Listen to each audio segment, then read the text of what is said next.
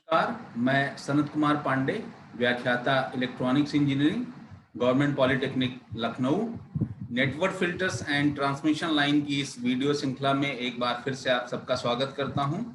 आज के लेक्चर्स में हम लोग यूनिट 3 जो कि फिल्टर्स पे बेस्ड है डिस्कस करेंगे और आज का लेक्चर इस यूनिट का लेक्चर नंबर 3 है। तो सबसे पहले आज जो हम लोग टॉपिक डिस्कस करेंगे उसमें प्रोटोटाइप फिल्टर सेक्शन के बारे में देखेंगे कि प्रोटोटाइप फिल्टर्स होते क्या हैं, इनकी इम्पीडेंस कैरेक्टरिस्टिक वर्सेस फ्रीक्वेंसी जो कैरेक्टरिस्टिक है of low and high pass filter and their significance, इनके सिग्निफिकेंस के बारे में देखेंगे। Simple design problems of prototype low pass filter, जो इसमें प्रॉब्लम्स आती हैं वो हम स्टडी करेंगे। फिर वहीं पे हम एम डिराइव्ड फिल्टर सेक्शन को देखेंगे कि बेसिकली एम जब हमारे पास प्रोटोटाइप था उसमें क्या क्या लिमिटेशंस थी जो हम स्विच किए एम डिराइव्ड फिल्टर की ओर। ठीक है, तो वहीं पर जो लिमिटेशंस आपकी प्रोटोटाइप फिल्टर्स की थी उन्हीं को दूर करने के लिए हम लोग बेसिकली वो एम डिराइव्ड फिल्टर्स का यूज करते हैं। तो आइए स्टार्ट करते हैं आज का लेक्चर।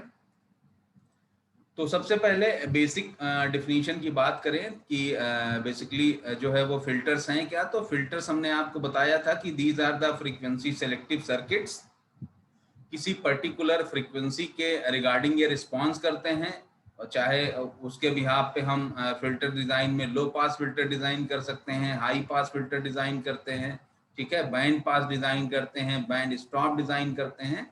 तो इस तरीके से हम बेसिकली हम इनकी फ्रीक्वेंसीज को दृष्टिगत रखते हुए वो डिफरेंट टाइप के फिल्टर्स जो है वो डिजाइन करते हैं। फिल्टर के टाइप की बात करें तो दो टाइप के हमने फिल्टर्स देखे थे, एक्टिव फिल्टर्स और पैसिव फिल्टर्स। और हमने बताया था एक्टिव फिल्टर्स वो फिल्टर्स होते हैं जिसमें ऑप एम्प या कुछ ऐसी एलिमेंट्स लगे हों जो हमारे वाला सिग्नल को क्या एम्पलीफाई करने की क्षमता रखते हों। वहीं दूसरी तरफ पैसिव फिल्टर्स में हम लोगों ने देखा था कि पैसिव फिल्टर्स बेसिकली वो फिल्टर्स होते हैं जिनमें किसी तरीके की एम्पलीफिकेशन की कैपेसिटी नहीं होती है और ये बेसिकली रजिस्टर, कैपेसिटर, इंडक्टर का यूज करके बनाए जाते हैं। तो आज के लेक्चर में हम लोग बेसिकली जो लास्ट टाइम पे पैसिव फिल्टर्स डिस्कस कर रहे थे उसी को हम यथावत रखते हैं, आगे इसमें और चीजें डिस्कस करते हैं। तो आज के लेक्चर में हम बेसिकली क्लासिफिकेशन ऑफ फिल्टर्स को देखें। तो क्लासिफिकेशन ऑफ फिल्टर्स की मैं बात करूं तो हम बेसिकली टू टाइप्स को इसको behalf of the two types हम इसको क्लासिफाई कर सकते हैं on the basis of the frequency characteristics and on the basis of the series and shunt impedances. तो on the basis of frequency characteristic में बात करूं तो हम लोग फ्रीक्वेंसी, कट ऑफ फ्रीक्वेंसी के बिहाफ पे जो है हम फिल्टर डिजाइन करते थे। इसमें आपने लो पास फिल्टर देखा था, फिर हाई पास फिल्टर हम लोगों ने डिस्कस किया था, बैंड पास फिल्टर डिस्कस किया था और बैंड स्टॉप फिल्टर हम लोगों ने डिफरेंट एलआरसी के कॉम्बिनेशंस को यूज करके और इनको हम लोगों ने डेवलप किया था। फिर हम यहीं पे बात करें on the basis of the series and shunt impedances के बिहाफ पे बात करें कि जो हमारे सीरीज और शंट में इम्पीडेंसेस कनेक्ट है उनके बिहाफ पे कैसे जो है हम लोग जो है वो फिल्टर को डिजाइन करते हैं। तो वहीं पे इनके बिहाफ पे क्लासिफाई करें तो दो टाइप के फिल्टर्स हैं। एक आपका है कांस्टेंट के आर, इसी को हम लोग प्रोटोटाइप फिल्टर्स बोलते हैं, ठीक है, और दूसरा है आपका एम डिराइव फिल्टर्स। ठीक है, तो कांस्टेंट के फिल्टर्स और या प्रोटोटाइप फिल्टर्स और एम डिराइव फिल्टर जो है हम लोग आज इसके बारे में चर्चा करेंगे। Low pass, high pass, band stop filters हम लोग लास्ट लेक्चर्स में पढ़ चुके हैं। तो आज की जो लेक्चर है उसमें हम लोग बेसिकली कांस्टेंट के और एम डिराइव फिल्टर्स को डिस्कस करेंगे। तो फिल्टर्स पे, इन फिल्टर्स पे जाने से पहले कुछ बेसिक्स हम लोग देख लें। जब हमारा कैपेसिटर और इंडक्टर सर्किट में कनेक्ट होता है तो उसके रिएक्टेंस को कैसे कैलकुलेट करते हैं। तो जैसा हमने लास्ट टाइम पे जो भी फिल्टर डिस्कस किए थे उसमें बताया कि एक रजिस्टर के साथ में अगर आपका कोई कैपेसिटर लगा है, ठीक है, तो कैपेसिटर ओपन सर्किट होगा तब क्या होगा और शॉर्ट सर्किट होगा तब क्या होगा। तो कैपेसिटर को जब हम ओपन करते हैं तो वहां पर एक्सी की वैल्यू क्या होती है, जो इसके रिएक्टेंस है वो इनफाइनाइट होता है, और जब इसके शॉर्ट की बात करते हैं तो इसकी वैल्यू 0 होता है। ठीक है, अब इसका जो मैथमेटिकल रिप्रेजेंटेशन है उसकी हम बात करें तो XC जो होता है, जो कैपेसिटिव रिएक्टेंस होता है XC, उसको रिप्रेजेंट करते हैं 1/2πfc से। ठीक है, अब चूंकि इसमें फ्रीक्वेंसी का टर्म नीचे है तो हम जैसे जैसे फ्रीक्वेंसी की वैल्यू को हम बढ़ाते जाएंगे वैसे वैसे क्या होगा, जो हमारा रिएक्टेंस है वो घटता जाएगा, और वाइसी वर्सा अगर हम फ्रीक्वेंसी जो है वो डिक्रीज करते जाएंगे तो रिएक्टेंस की वैल्यू हमारी क्या होगी, इंक्रीज होती जाएगी। ठीक है, तो इस तरीके से कैसे जो है वो हम एनालिसिस करते हैं कैपेसिटर्स कनेक्टेड सर्किट में।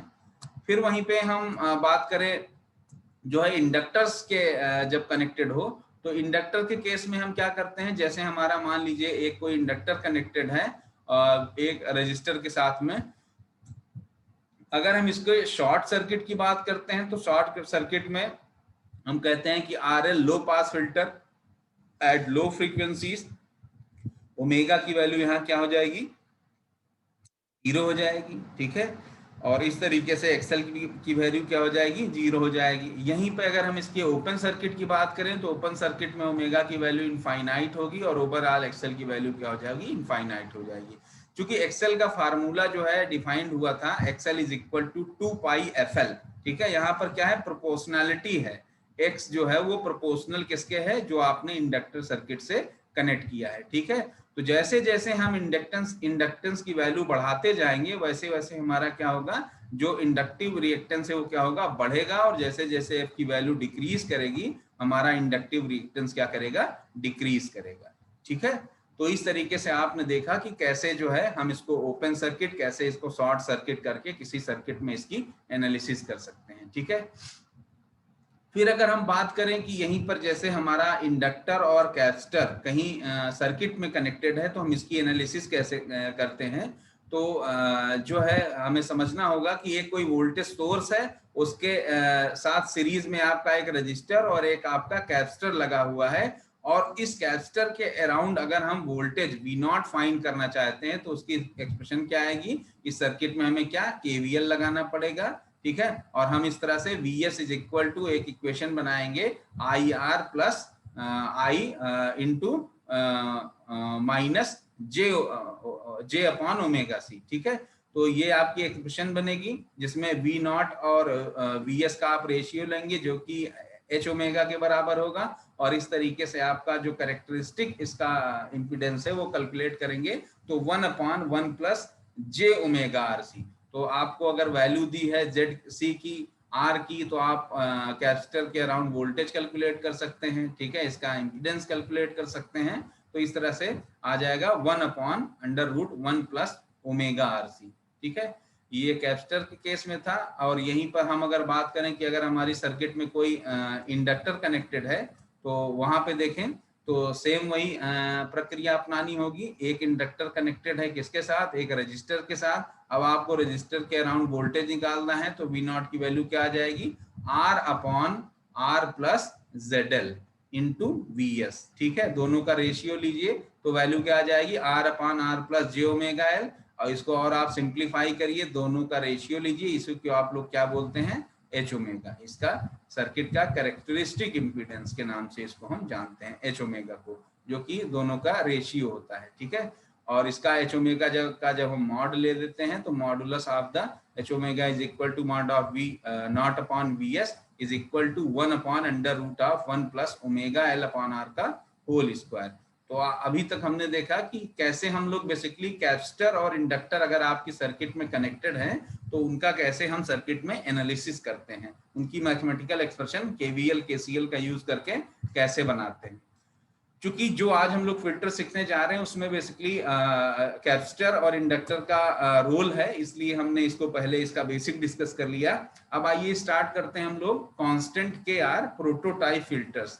तो कांस्टेंट KR प्रोटोटाइप फिल्टर्स जो आपका फिल्टर्स है बेसिकली ये हम बोलते हैं कि जो इसका सीरीज में इंपीडेंस है, सीरीज में इंपीडेंस की बात अगर हम करें तो कौन सा, जो ये वाला इंपीडेंस है जिसमें इंडक्टर कनेक्टेड है। ठीक है, इसका अगर आप कैलकुलेट करें तो इसकी इफेक्टिव वैल्यू क्या आ जाएगी, Z1 is equal to j omega L. क्योंकि अभी आपने देखा कि एक्सएल की वैल्यू क्या होती थी, जे ओमेगा एल। ठीक है, तो इस तरीके से आपका L/2 सीरीज में कनेक्टेड है तो इनका इफेक्टिव क्या हो जाएगा, जे ओमेगा जे ओमेगा L1, ठीक है, प्लस जे ओमेगा L/2, क्योंकि L1 की वैल्यू क्या है, L/2 है, और इसी तरह से जे ओमेगा L/2। अब दोनों को आप लोग अगर ऐड कर दीजिए तो क्या आपको वैल्यू जो मिल जाएगी वो जे ओमेगा L के बराबर मिल जाएगी, ठीक है। तो इस तरह से हम कह सकते हैं जो सीरीज में हमारा इफेक्टिव इंपीडेंस है दैट इज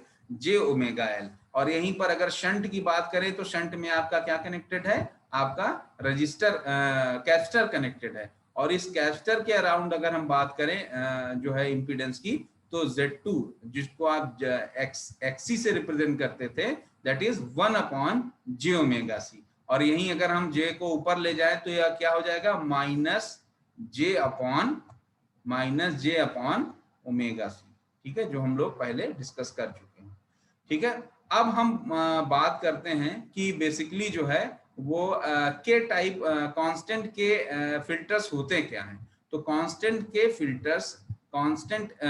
फिल्टर्स ऐसे फिल्टर्स होते हैं जिनका सीरीज और शंट के जो इम्पीडेंसेस हैं उनको आपस में अगर हम मल्टीप्लाई करें तो उनका जो मल्टीप्लिकेशन है वो एक कांस्टेंट वैल्यू के आता है, ठीक है, जिसको हम बोलते हैं कि ये इसका एक डिजाइन इंपीडेंस है, ठीक है। Z1 इंटू Z2 किसके बराबर होता है, K² के, ठीक है। तो जब भी आपको कोई सर्किट दी जाएगी कांस्टेंट के या प्रोटोटाइप फिल्टर की, तो वहां पे आप उसके सीरीज और जो उसका शंट का इंपीडेंस है उनको आपस में आप मल्टीप्लाई करेंगे तो वो वैल्यू एक कांस्टेंट के बराबर होगी, और उसको हम लोग K² से रिप्रेजेंट कर रहे हैं, ठीक है। तो हमेशा दोनों का मल्टीप्लिकेशन कैसा होगा, एक कांस्टेंट वैल्यू शो करेगा, ठीक है। और ये जो हमारा K है ये एक आपका रियल नंबर होगा, ठीक है, एक रियल कांस्टेंट है, and it is known as design impedance. कौन सा डिजाइन इंपीडेंस, इस कांस्टेंट के फिल्टर का डिजाइन इंपीडेंस, मतलब design impedance of the circuit, जो आपने ये फिल्टर सर्किट ले रखा है इसका डिजाइन इंपीडेंस की बात कर रहे हैं, ठीक है। तो आपने बेसिक जो डेफिनेशन है वो देखी कांस्टेंट के या प्रोटोटाइप फिल्टर्स की।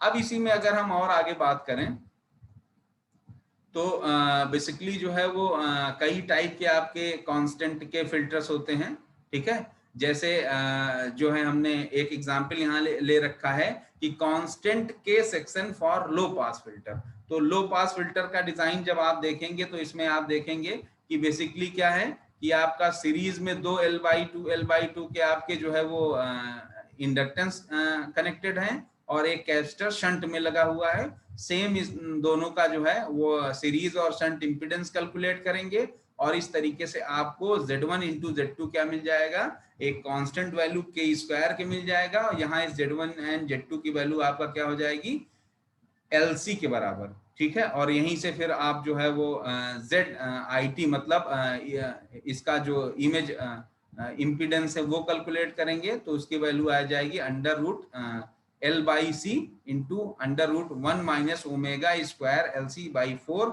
और यहाँ पर जो कट ऑफ फ्रीक्वेंसी मिलेगी आपको दैट इज ω/C = 2/√LC, और जो नॉमिनल कैरेक्टरिस्टिक इंपीडेंस होगा वो आपका Z0 = ठीक है, वही जो K से हमने रिप्रेजेंट किया है, ठीक है, वही आपका यहाँ पे Z0 है। इस सर्किट की बात करें तो that is equal to √L/C, और ये वैल्यू आपकी कैसी है, एक कांस्टेंट वैल्यू है, और इसीलिए हम इसको बोल रहे हैं ये कैसा जो है आपका एक फिल्टर है, कांस्टेंट के लो पास फिल्टर है, ठीक है।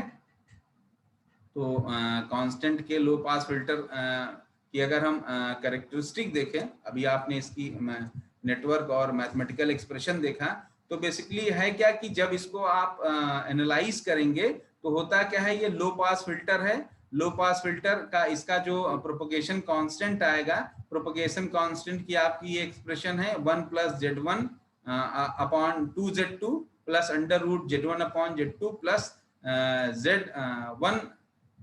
Z1 अपॉन 4Z2, ठीक है। ये 2 यहाँ पे नहीं है, ठीक है।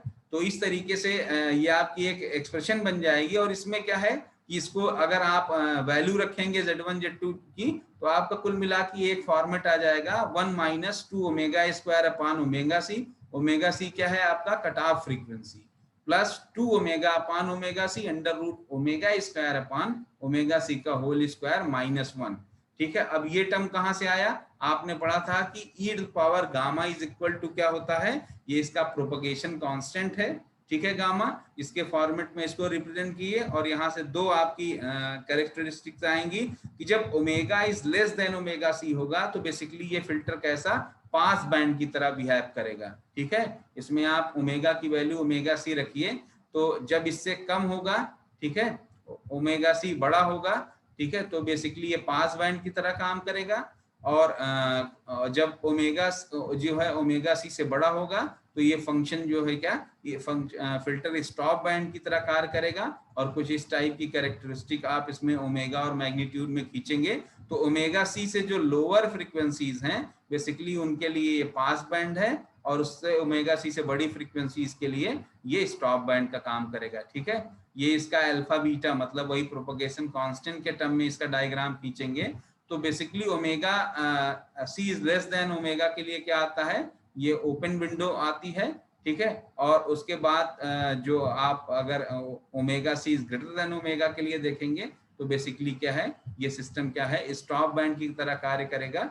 और सिस्टम में जो है वो इससे छोटे जो है वो सिग्नल ओमेगा सी से पास होंगे और बड़ी फ्रीक्वेंसी के सिग्नल को ये स्टॉप कर देगा। ठीक है, तो इस तरीके से हमने देखा कि कैसे जो है वो हमारा लो पास फिल्टर काम करता है कांस्टेंट के टाइप का। अब कांस्टेंट के टाइप फिल्टर अभी हम लोगों ने टी नेटवर्क में देखा, पाई नेटवर्क में टी नेटवर्क में देखा था। अब ये बेसिकली आपका एक पाई नेटवर्क का ये स्ट्रक्चर है। ठीक है, यहाँ पर आपका ये टी लिखा हुआ है बट ये आपका पाई नेटवर्क है। इसको हम लोग सुधार कर दें, this is a pi type network ना, ये बेसिकली पाई नेटवर्क है आपका। तो पाई नेटवर्क से आप पहले भली भांति परिचित हैं। इसमें भी सेम क्या करना है, इसके सीरीज का इम्पीडेंस और इसके शंट के इम्पीडेंस को आप मल्टीप्लाई करिए तो आपको क्या होगा, एक कांस्टेंट वैल्यू आएगी, वही इसका क्या होगा, डिजाइन कांस्टेंट होगा। और इस तरीके के फिल्टर को हम क्या कहते हैं, कांस्टेंट के टाइप फिल्टर्स। ठीक है, फिर इसी में आगे हम लोग देखें, ये भी बेसिकली आपका जो है वो एक हाई पास फिल्टर का डिजाइन है टी स्ट्रक्चर में। ठीक है, इसमें आप देखेंगे कि 2C के जो कैपेसिटर हैं वो सीरीज में लगे हैं और L का एक इंडक्टर जो है वो शंट में लगा हुआ है। आप सीरीज का इफेक्टिव जो है, सीरीज का दोनों का जो है जो है वो कैलकुलेट करिए, कैसे फिल्टर का सीरीज कॉम्बिनेशन क्या होता है, 1/C is equal to 1/C1 plus 1/C2। तो इस तरह से C की वैल्यू जो आएगी वहां इस फार्मूले में आप रखिए तो आपको Z1 मिल जाएगा। ठीक है, और फिर Z2 जो है आपका सीधा एक इंडक्टर लगा हुआ है, दोनों को आप आपस में मल्टीप्लाई करेंगे तो जो वैल्यू आएगी वो एक कांस्टेंट वैल्यू होगी जिसकी वैल्यू क्या हो आ जाएगी, अंडर रूट L/C के। तो ये भी आपका कैसा फिल्टर है, ये भी आपका एक कांस्टेंट के फिल्टर है। ठीक है, क्योंकि हमने देखा था कि इसमें सीरीज और जो आपका शंट में इंपीडेंस है दोनों का मल्टीप्लिकेशन कैसा है, कांस्टेंट वैल्यू प्रोवाइड कर रहा है। ठीक है, अब ये पाई नेटवर्क है आपके सामने जो है वो हाई पास फिल्टर का।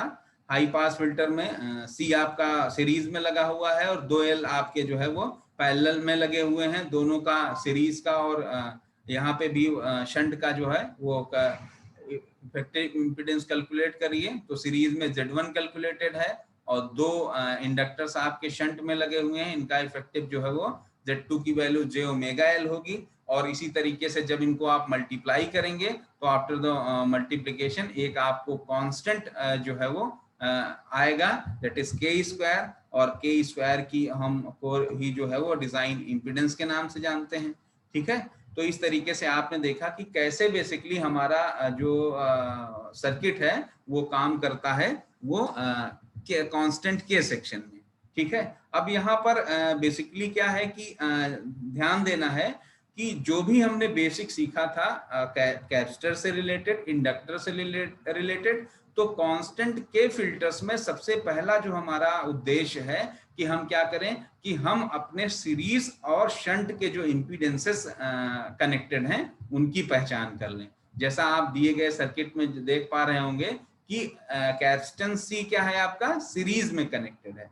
चाहे वो टी नेटवर्क हो और चाहे पाई नेटवर्क हो। एक ही दोनों के लिए कॉन्सेप्ट होगा कि सबसे पहले सीरीज में जो इंपीडेंस है उनका जो है वो रिजल्टेंट कैलकुलेट कर लें, और फिर शंट में जो इंपीडेंसेस लगे हैं और शंट के इंपीडेंस को एज अ पैरेलल इंपीडेंस हम लोग मान के जो है आपस में कैलकुलेट करते हैं। आपने देखा हो कि अगर रजिस्टर कनेक्टेड है पैरेलल में तो उनका जो R होगा effective resistance that is 1/R is equal to 1/R1 plus 1/R2। अगर वो सीरीज में लगे होंगे तो R effective is equal to R1 plus R2 होगा। ठीक है, तो जो भी कॉन्सेप्ट होता है कि हमारा कैपेसिटर जो है वो सीरीज में लगे हों तब उनका इफेक्टिव इंपीडेंस क्या होगा, पैरेलल में लगे हों तब, जो बेसिक आप पहले से क्लासों में अपने पढ़ चुके होंगे। ठीक है, तो हम उतना बेसिक यहाँ जो है डिस्कशन नहीं कर रहे हैं, उनका हम एप्लीकेशन की बात कर रहे हैं। तो बेसिकली आपको आना चाहिए कि जब दो आपके पैरेलल में जो है इंपीडेंसेस कनेक्टेड हो तो इनका इफेक्टिव इंपीडेंस कैसे निकाला जाता है। तो उसी फार्मूले से आपका जो है 1/L is equal to 1/L1। 1/L1 की वैल्यू क्या है, 2L है, और फिर आपका L2 की वैल्यू भी क्या है, 2L है। तो यहाँ पर अगर हम L इफेक्टिव निकालेंगे तो that is equal to 1/2L plus 1/2L। ठीक है, और फिर 1/2L सेकेंड जो पैरेलल में कनेक्टेड है उससे आएगा। तो इस तरीके का जो L की वैल्यू आ जाएगी इफेक्टिव L जो होगा, L इफेक्टिव इसको अगर हम बोल दें LE से रिप्रेजेंट करें तो दैट इज इसकी वैल्यू किसके हो जाएगी, L के बराबर हो जाएगी। ठीक है, और वहीं अगर इसका इंपीडेंस फॉर्म में इसको लिखें तो हम जानते थे कि क्या होती थी इसकी value j omega into L effective, और L इफेक्टिव की वैल्यू क्या है, L है, तो Z2 is equal to j omega L। अब दोनों को मल्टीप्लाई करिए, मल्टीप्लाई करेंगे तो आपको मिल जाएगा Z1 into Z2 is equal to K square, और K स्क्वायर की वैल्यू किसके आ जाएगी, L/C के। इन दोनों फार्मूलों को मल्टीप्लाई करके देख लीजिए, इक्वेशंस को दोनों को मल्टीप्लाई करके आपको Z1 इंटू Z2 एक कांस्टेंट वैल्यू मिलेगी उस जो किसके बराबर होती है, K स्क्वायर के, और यहाँ K स्क्वायर की वैल्यू क्या आ जाएगी, L/C के। तो K की वैल्यू क्या हो जाएगी, अंडर रूट L/C। ठीक है, तो इस तरीके से पाई नेटवर्क के लिए जो है आपका डिजाइन इंपीडेंस की वैल्यू क्या है, अंडर रूट L/C। ठीक है, अब हम आगे इसी में बात करें जो है, तो हम देखते हैं कि हमारा जो बेसिकली कांस्टेंट के फिल्टर्स था उसकी कुछ अपनी लिमिटेशंस थी। उन लिमिटेशंस को हम दूर करने के लिए जो है वो M डिराइव्ड फिल्टर जो है वो यूज करते हैं।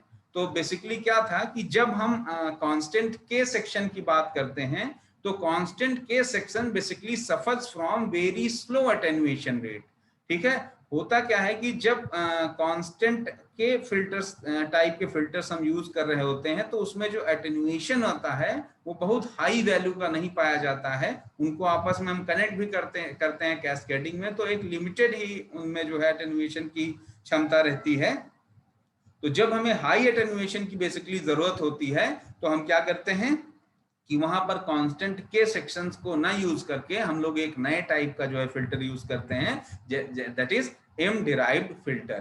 ठीक है, अब M डिराइव्ड फिल्टर की जब हम लोग बात करें तो M डिराइव्ड फिल्टर में क्या होता है कि इसमें बेसिकली जो है वो जो हमारा कांस्टेंट के सेक्शन था उसी सेक्शन को बेसिकली हम क्या करते हैं, आपस में जो है कनेक्ट करते हैं M नंबर ऑफ फिल्टर्स। तो जैसे डायग्राम में आप देख पा रहे होंगे कि हमने वो फिल्टर्स लिए जो है आपस में, और इन फिल्टर्स का हमने आपस में क्या करी, इनको आपस में कुछ इफेक्टिवली मेथड्स लगा के इनको आपस में हम लोगों ने क्या किया, कॉम्पैक्ट बनाया, और कॉम्पैक्ट बनाने के बाद इनका एक इफेक्टिव जो हमने इंपीडेंस लिया तो हमने उसकी वैल्यू देखा कि हमको क्या मिल रही है, जो पहले सीरीज में हमारा जो इंपीडेंस Z/2 कैलकुलेटेड था। आप ध्यान देंगे इस सर्किट में जो पहले सिंपल में Z1/2 कैलकुलेटेड था, अब उसकी वैल्यू क्या हो गई, MZ1/2। मतलब ऐसे M नंबर ऑफ फिल्टर्स को हमने क्या किया, आपस में जो है वो कनेक्ट कर दिया है। ठीक है, इफेक्टिव मेथड्स का यूज करके। और फिर यहीं पे जो शंट की वैल्यू आपको दिख रही होगी, शंट में अब आपका क्या है, आपका एक जो है वो Z2/M मिल गया आपको रजिस्टर, और दूसरा क्या है 1 minus M square upon 4m into Z1। तो इस तरीके से आपको सीरीज और शंट में दोनों में आपको दो दो इम्पीडेंसेस मिले जिनकी इफेक्टिव वैल्यू आप कैलकुलेट कर सकते हैं। अब आपको क्वेश्चन में अगर दिया हो कि हमारा कोई के टाइप का फिल्टर है, उसको यूज करके हमें एम टाइप का फिल्टर बनाना है, तो आप बेसिक इसी कॉन्सेप्ट को फॉलो करिए। बस क्या करिए कि सेम डिजाइन बनाइए, स्ट्रक्चर सेम बनाइए, और यहाँ पर इसकी वैल्यू क्या निकालिए m इंटू Z1/2। अगर आपको Z1/2 की वैल्यू यहाँ से पता है तो उसको m से मल्टीप्लाई कर दीजिए। m की वैल्यू भी आपको कुछ दे रहेगी, एग्जाम्पल के तौर पर अगर हम यहाँ 2 ले लें तो 2 इंटू Z1/2, तो इफेक्टिव वैल्यू Z1 हो जाएगी यहाँ पे। ठीक है, तो इस तरह से m की कुछ भी वैल्यू आपको दी होगी। ठीक है, तो यहाँ वही कह रहे हैं कि द कांस्टेंट के section suffers from very slow attenuation rate and non constant image impedance. ठीक है, thus we replace Z1 and Z2 by Z1 dash and Z2 dash respectively, and Z1 dash is equal to m into Z1 and Z2 to obtain the same ZIT as the constant K section।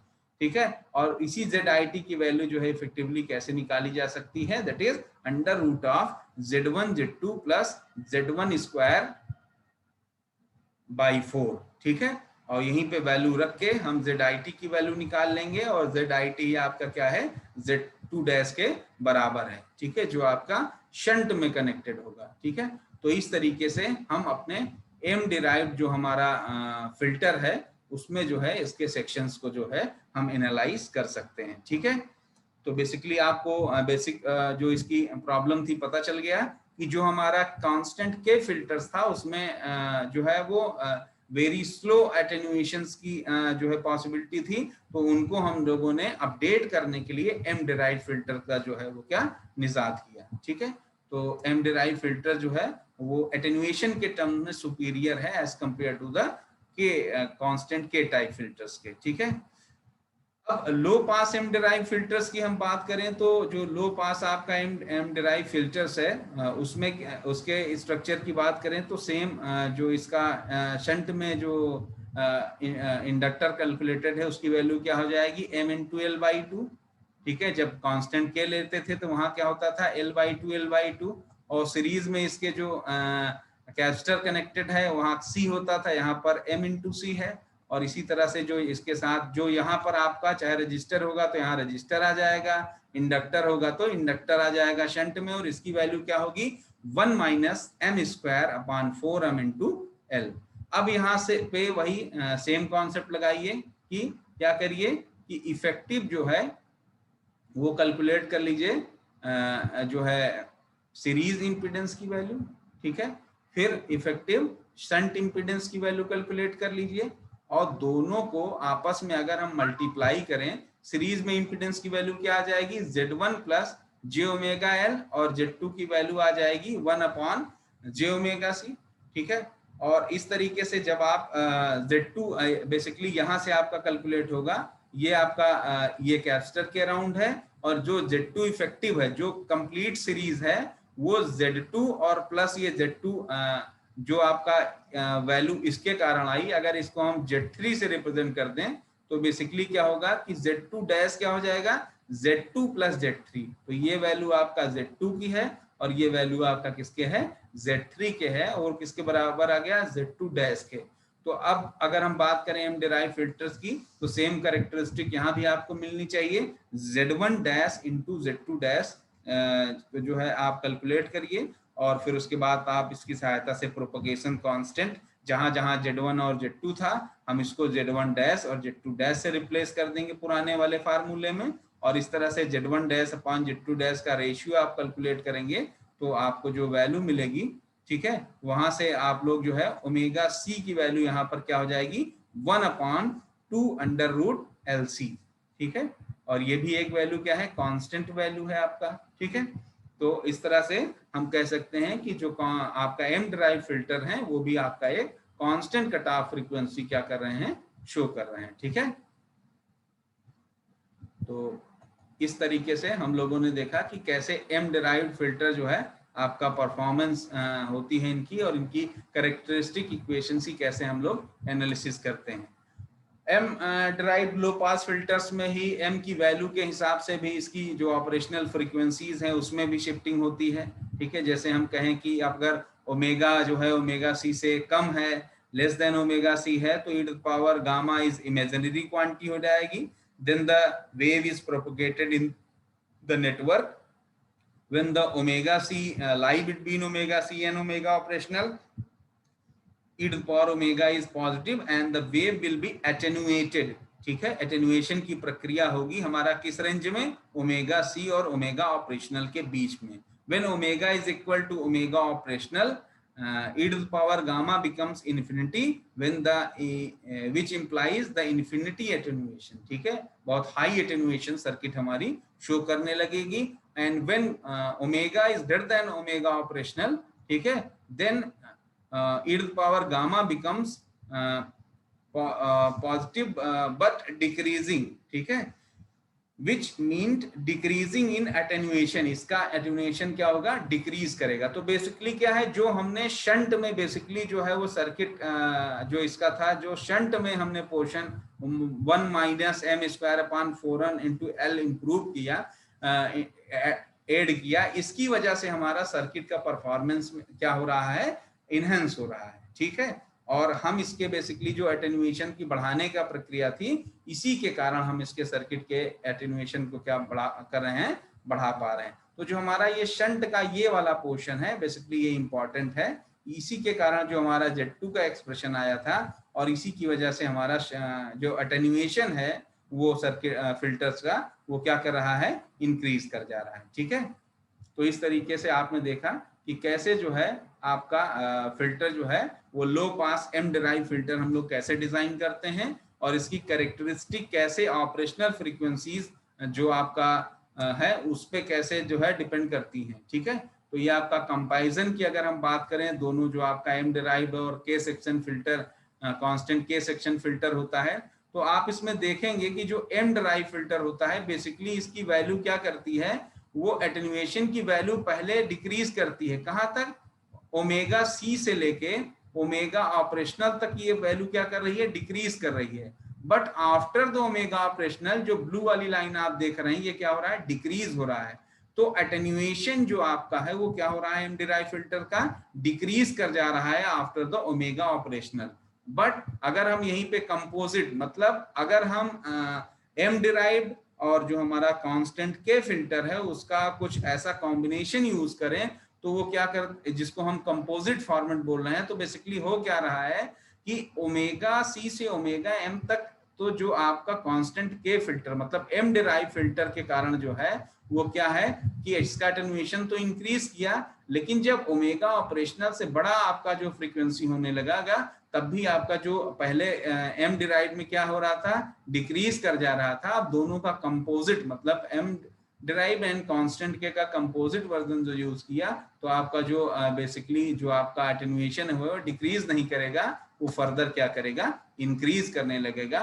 तो इसीलिए हम कहते हैं कि इन दोनों का अगर हम लोग कॉम्बिनेशन यूज करते हैं, ठीक है, the M derive section, the M derived section attenuates rapidly, but after omega is greater than omega operational, the attenuation reduces back. By combining the M derived section and the constant K will form so-called positive composite filter. This is because the image impedances are non-constant, ठीक है। तो हम दोनों के combinations को use करके हम इसकी परफॉर्मेंस को क्या करते हैं और इम्प्रूव कर लेते हैं, ठीक है। तो आज के लेक्चर में बेसिकली हम लोगों ने एम डिराइव्ड और के जो कांस्टेंट के फिल्टर हैं उनके बारे में पढ़ा, और ये आपके सामने high pass M derive T section का जो है वो डायग्राम है, जिसमें आप देख रहे होंगे कि सीरीज में आपके 2 कैपेसिटर्स लगे हुए हैं और शंट में आपका एक इंडक्टर और एक कैपेसिटर है। सेम उसी टाइप से हम Z1 और Z2 कैलकुलेट करेंगे, ठीक है, और बहुत सारी कैरेक्टरिस्टिक्स की हम लोग इसके एनालिसिस कर सकते हैं, ठीक है। तो आज के लेक्चर में बेसिकली हम लोग यहीं तक रखते हैं, और नेक्स्ट लेक्चर में हम लोग जो है वो फिल्टर से ही रिलेटेड कुछ और इम्पोर्टेंट कॉन्सेप्ट, जिसमें आपका क्रिस्टल फिल्टर्स क्या होते हैं, ठीक है, फिर एक्टिव फिल्टर्स के बारे में हम लोग कुछ चीजें डिस्कस करेंगे। तो आज के लेक्चर में हम लोग यहीं तक रखते हैं। Thank you.